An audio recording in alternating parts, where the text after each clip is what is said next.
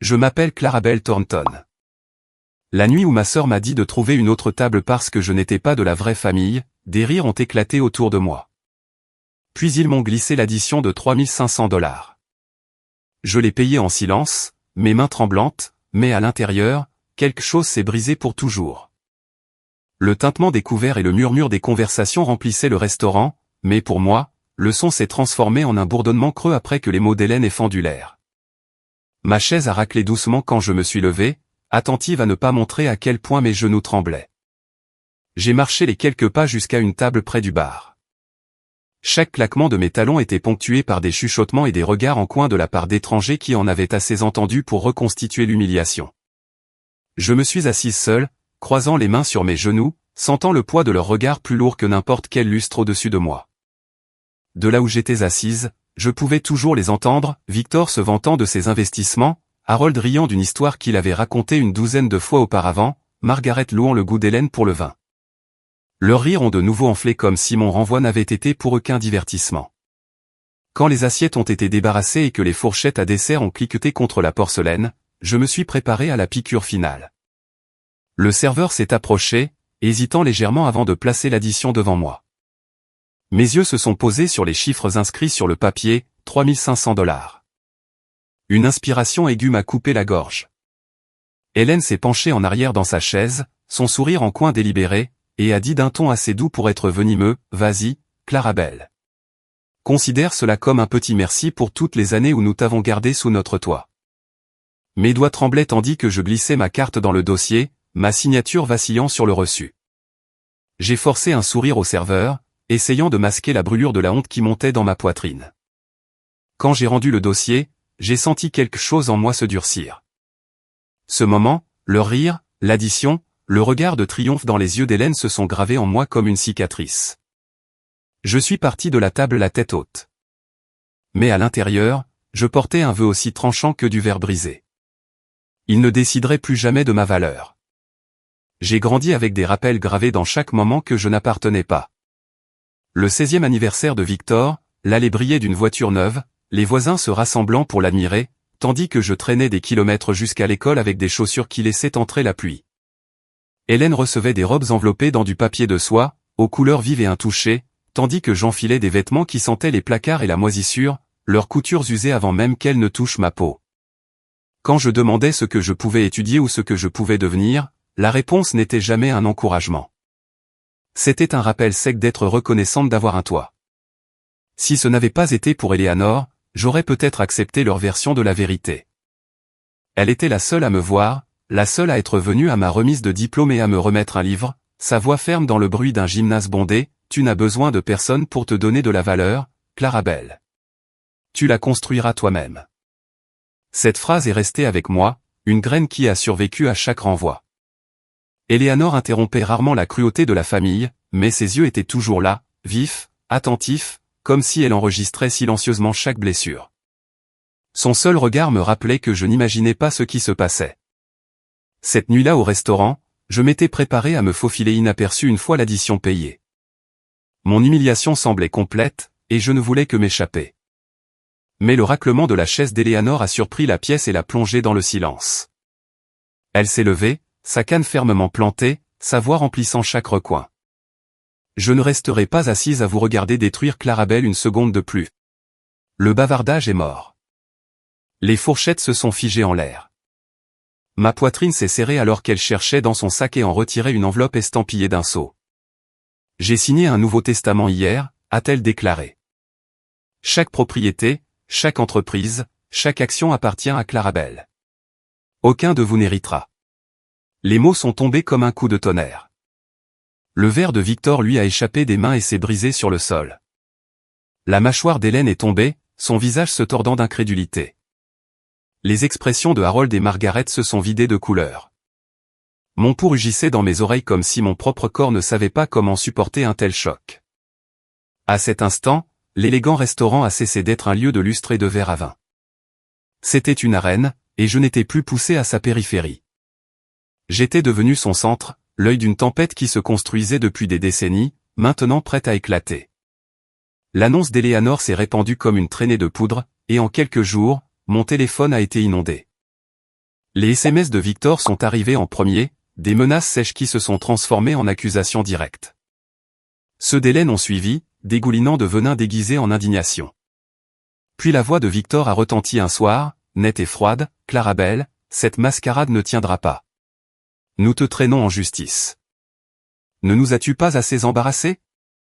Maintenant tu veux nous voler aussi? » J'étais seul dans mon appartement de Portland, la lumière des réverbères peignant des rayures sur les murs. Les mots piquaient, mais pas parce qu'ils me surprenaient. J'avais toujours été le bouc émissaire, celle qui était sacrifiable, mais maintenant exposée à la lumière du jour de la vérité, j'étais soudainement dépeinte comme une voleuse. Les tabloïds n'ont pas perdu de temps à alimenter la frénésie. Les couvertures de magazines hurlaient, « Fille adoptée s'empare d'une fortune » et « Anjou croqueuse de diamants ». Les paparazzis ont capturé des photos de moi faisant mes courses, de moi sortant de mon bureau. Chaque cliché transformé en preuve de l'histoire qu'ils voulaient raconter en ligne. Des étrangers ont disséqué ma vie avec joie, leurs commentaires un cœur de jugement. Le premier coup réel est tombé quand j'ai appris que Victor avait engagé un détective privé pour fouiller tous les recoins de mon passé.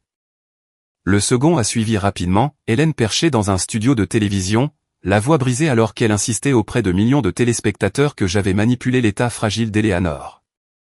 L'animateur a hoché la tête gravement. Le public a murmuré avec sympathie. En regardant depuis mon appartement, je me sentais comme la méchante d'une pièce écrite par quelqu'un d'autre, piégée dans leur scénario. Mais ensuite, le tournant auquel je ne m'attendais pas. Un après-midi, Éléanore m'a convoqué dans son bureau à la maison près du lac Oswego. Des papiers étaient étalés sur son bureau, lourds d'encre et de preuves. Elle m'a glissé le dossier.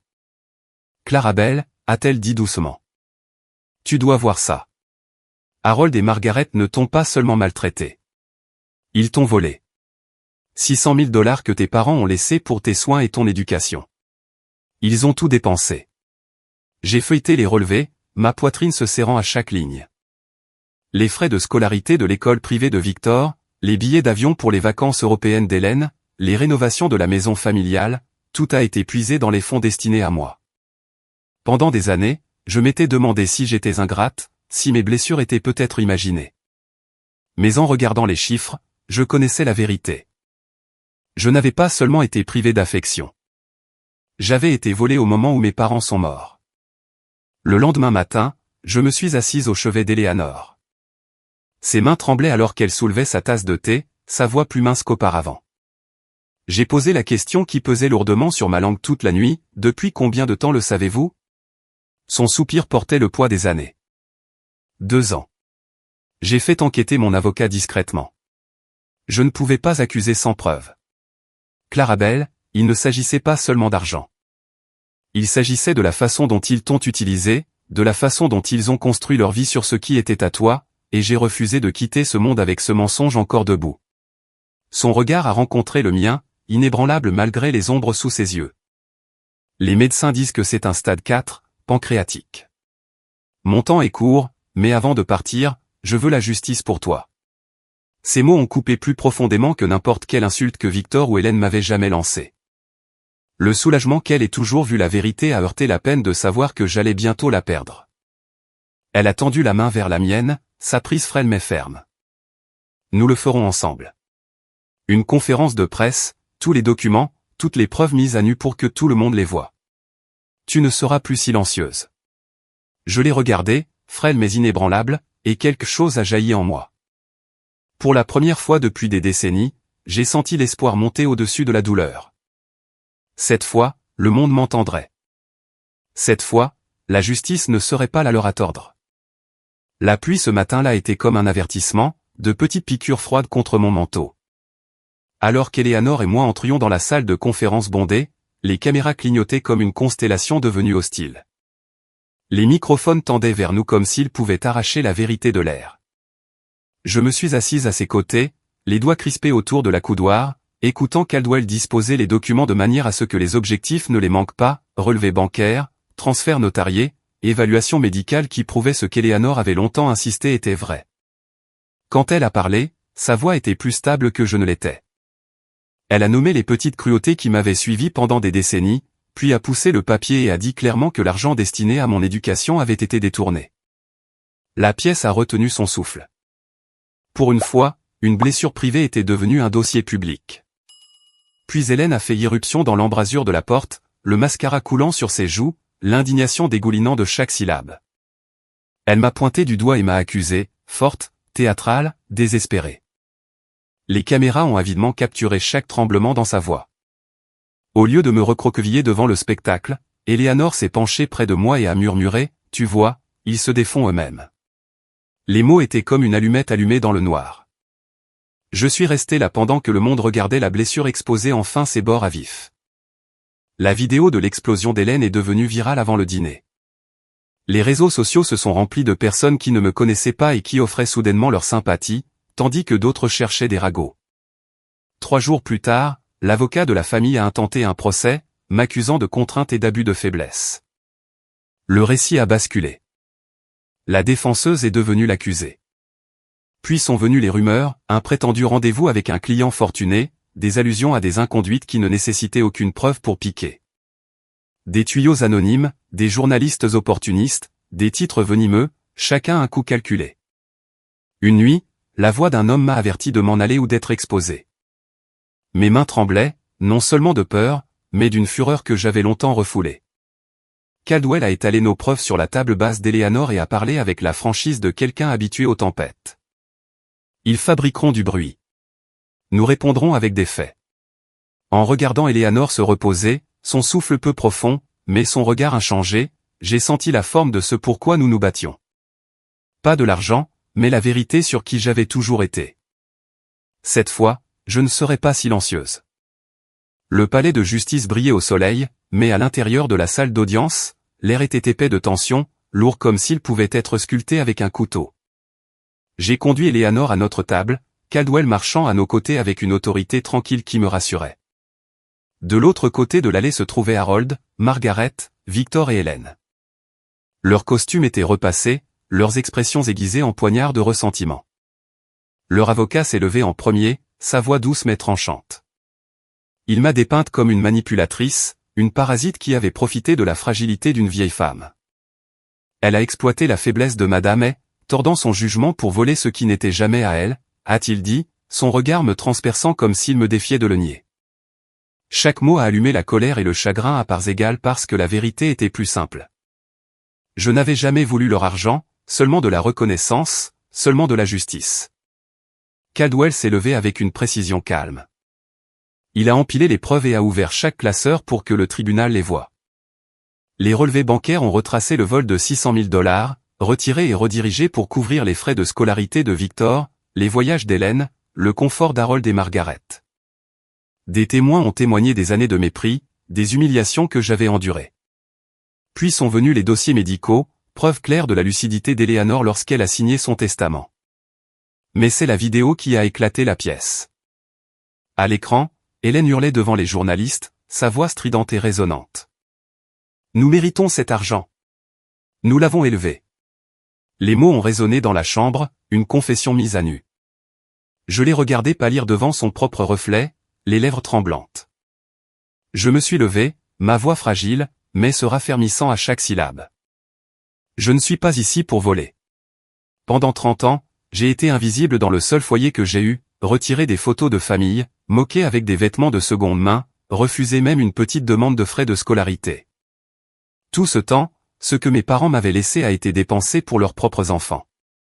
Aujourd'hui, je ne demande que ceci, que je sois considéré comme quelqu'un digne de justice. Le silence qui a suivi était immense. Je pouvais entendre mon cœur battre dans mes oreilles, mais je n'ai pas faibli.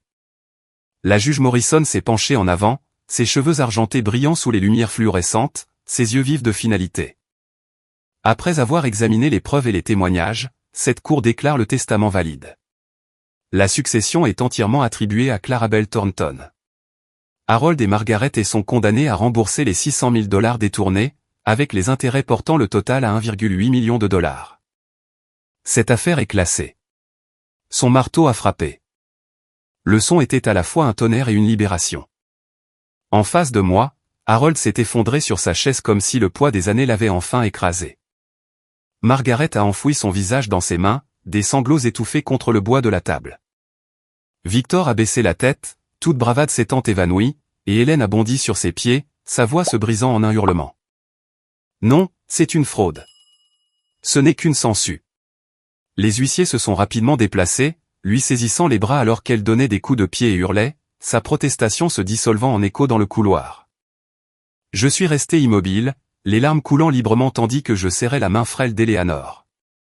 Elle a tourné son visage vers moi, sa voix un murmure, mais vive de fierté.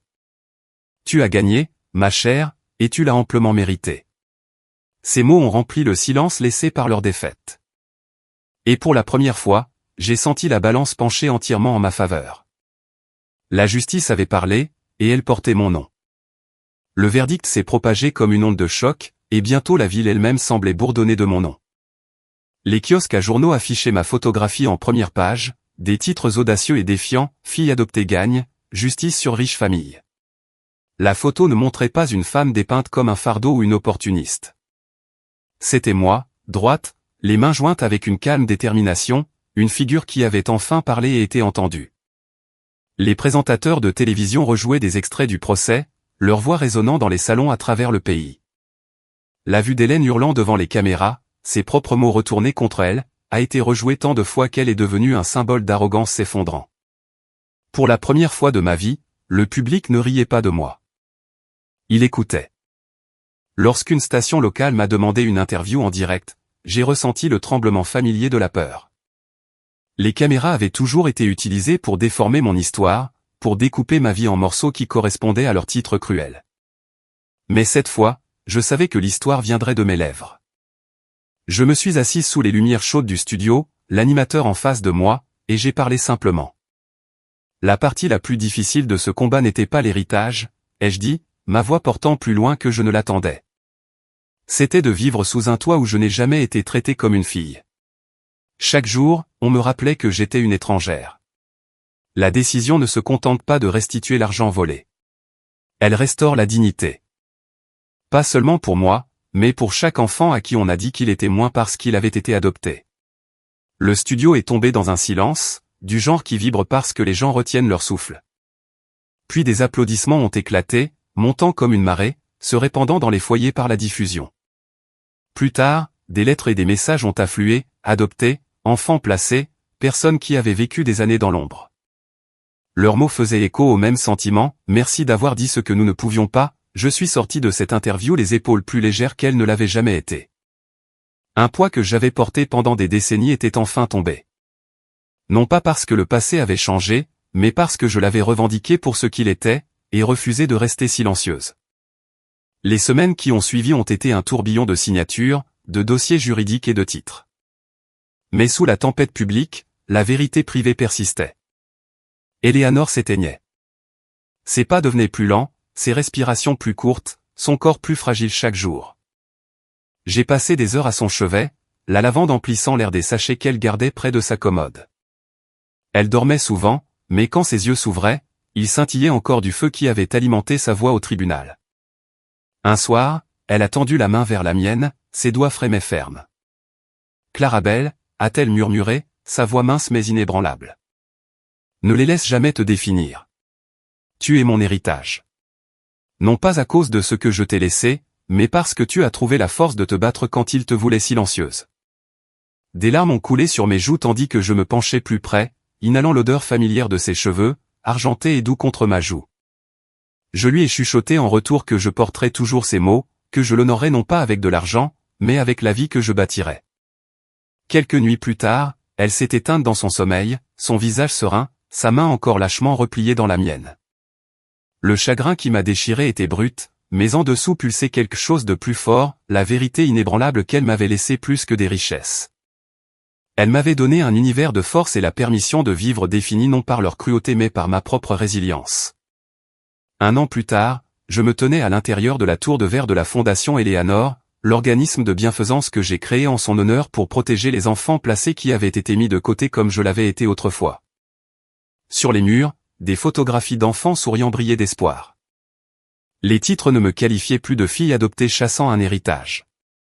On écrivait maintenant de moi comme d'une leader, une femme qui avait transformé ses cicatrices en force.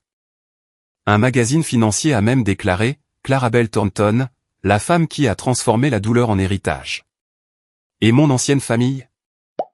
Harold et Margaret ont tout vendu, se retirant dans un appartement exigu. Le mariage de Victor s'est dissous sous les dettes, et l'empire d'Hélène s'est effondré en faillite, son nom terni. Un jour, elle m'a envoyé un email implorant le pardon, même de l'argent. Je l'ai supprimé sans hésitation. Il s'était détruit par la cupidité. En montant sur le balcon, le coucher de soleil de Portland m'a enveloppé. Les mots d'Eleanor ont résonné doucement, la plus douce des vengeances n'est pas de les détruire. C'est de construire la vie qu'ils n'ont jamais cru que tu pouvais. Et je savais que j'avais fait exactement cela.